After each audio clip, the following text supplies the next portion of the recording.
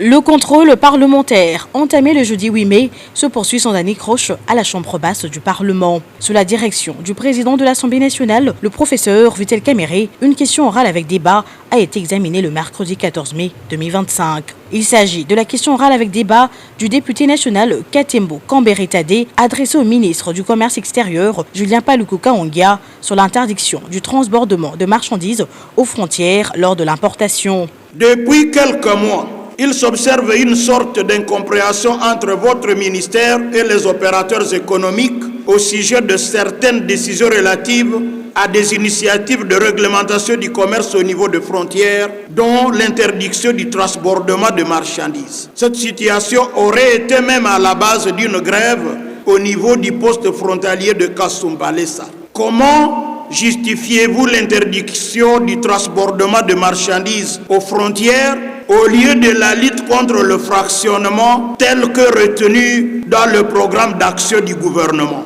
En réponse à cette unique préoccupation du député national Tade Katembo, le ministre Julien Paluku révèle que la guerre qui sévit dans la partie est de la République démocratique du Congo cristallise également une guerre économique visible à travers un transbordement non encadré et un fractionnement devenu la règle. Si la République démocratique du Congo est victime d'une agression connue, avérée, qui traduit un pan entier de la guerre économique, les pratiques du transbordement non encadré par la douane et surtout du fractionnement des marchandises dans les pays de transit constituent une autre forme de guerre économique qui tue à petit feu l'économie congolaise. Cela empêche aux générations futures de tirer un jour profit des politiques publiques initiées et mises en œuvre par le gouvernement aujourd'hui. Il est évident que les efforts en cours pour améliorer l'environnement du commerce extérieur de notre pays restent une œuvre qui nécessite l'implication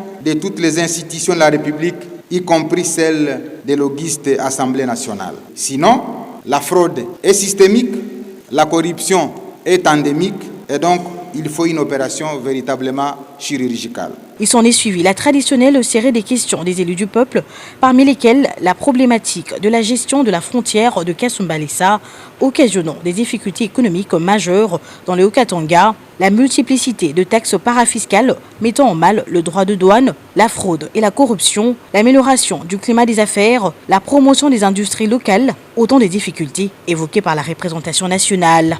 Je vais demander au ministre aussi d'améliorer le système congolais. Vous savez que vous ne pouvez pas importer la marchandise au-delà de 10 000 $. 2 500 $, vous devez faire une licence. Je crois qu'on peut innover pour amener ça à 10 000 $, l'importation sans licence. Nous sommes... La manière claire, c'est-à-dire que nous devons aussi revoir notre système de commerce extérieur. Il faut promouvoir les secteurs. Étant donné que la RDC a tellement de conditions difficiles, le climat des affaires ne sont pas bien améliorés, ça pousse aux gens. Donc ce qu'on dirait, on considère comme fraude, c'est poussé par l'administration. Comment voulez-vous qu'un conteneur dans le pays limitrophe, vous allez en Tanzanie, au Rwanda, en Ouganda, au Kenya, coûte 5 à 10 000 $, en RDC vous êtes à 10 à 15 000. On a dit qu'il y a un guichet unique. Le guichet unique n'est pas intégral au Congo. Certains services sont dedans, les autres disent vous me payez à côté. On a plus de 20 intervenants à la frontière, tandis que les autres pays limitrophes, on n'a qu'un seul intervenant. Quand vous allez en Zambie aujourd'hui, à Zambie, autorité revenue. En Ouganda, autorité revenue. Vous allez au Kenya, autorité revenue. Tanzanie, Burundi, Rwanda. Mais au Congo, vous avez au moins plus de 10 intervenants. Et tout ça, c'est de l'argent. Et j'avais demandé aussi qu'on puisse revoir aussi la réglementation d'échange. Ça dépend du ministre du Commerce extérieur. Il faut ramener les importations sans licence à 10 000 $. Parce que la réglementation en RDC autorise à tout Congolais qui va à l'extérieur de voyager avec plus de 9 990, maximum 10 000. Et les 10 000, vous pouvez importer vos produits sans licence. Parce que vous savez, quand vous suivez la licence à la banque, il y a beaucoup de choses qui interviennent. Pourtant, les Congolais qui vont en Chine se mettent ensemble pour regrouper leurs marchandises. Les PME, les femmes, les jeunes entrepreneurs. Et 10 personnes dans un conteneur, imaginez-vous, vous les demandez des millions et des taxes. Autre chose que j'ai dit, nous faisons beaucoup d'affaires avec la Chine.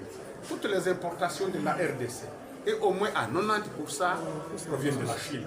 Aujourd'hui, quand vous allez en Chine avec les passeports congolais, vous voulez aller retirer l'argent, on vous envoie l'argent sur Western Money, toutes les on n'accepte pas les passeports congolais. On considère qu'ils sont des bandits. Ça, c'est pas bon. Nous avons la Chine qui intervient beaucoup ici dans la mine. Nous devons aussi intervenir dans nos importations. Nous devons avoir des facilités. Ça aussi, il faut le voir. Mais pour avoir un visa pour la Chine, on fait souffrir les micro-entreprises, les PME. Vous venez de Bukavu, vous venez de Kisangani, vous venez du Nord Kivu, vous venez ici à Kinshasa, vous faites un mois sans visa, vous terminez le pays. Ça, c'est pas possible. Il faut que les ministères de commerce pour promouvoir notre économie, aller voir avec son collègue des affaires étrangères, voir avec la Chine comment aussi on peut assouplir ces conditions. Et on a terminé pour dire, les États-Unis, on est en pourparlers aujourd'hui. J'ai dit au président de l'Assemblée nationale, il faut une diplomatie parlementaire, politique et économique. Partout où nous irons dans les pays limitrophes, l'Ouganda, le Rwanda, le Burundi, la Tanzanie, l'Ouganda, le Kenya, l'Afrique du Sud, Zambie, il faut que dans ces négociations, on parle aussi de l'économie. Vous verrez les économies aujourd'hui acheter fortement parce que les Nord Kivu, les Sud Kivu, une partie orientale a des problèmes sécuritaires. Toutes leurs économies sont en baisse. Donc, nous ne voyons pas même pourquoi les pays voisins nous font la guerre. Parce qu'ils gagnent beaucoup, même en transit, sans nous faire la guerre. Donc, je crois que ce qu'on est en train de faire aujourd'hui, ce que je viens de demander, cette diplomatie parlementaire, économique, politique, marche ensemble. Et que monsieur, c'est l'honorable aussi député, Paloukou, comme je l'ai dit, il y a au moins les 10 dernières années, on a connu des ministres que je peux donner, si on donnait des points, 90 sur 10, 90 sur 100 plutôt, parce que Mboussa, Jean-Lucie Mboussa, et Paloukou, je dis, ils sont en train de faire une promotion. Mais il faut que ça soit accompagné. J'ai dit que nous avons les meilleurs cafés du monde.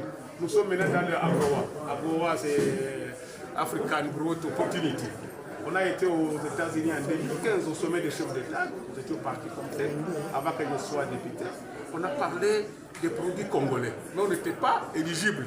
Mais grâce à président Tshisekedi, on est maintenant éligible. Il faut qu'on en profite, que nos cafés soient vendus aux États-Unis, que les petites choses produites par les PME soient vendues aux États-Unis. Quand vous irez aux États-Unis, vous verrez les produits du Burundi, du Sénégal, du Rwanda, du Kenya, du Tanzanie. Même un panier de 5 $ au Kenya, on l'achète à 20 $. Là, on dit il faut encourager pour pouvoir ces producteurs, ces artisans. Donc,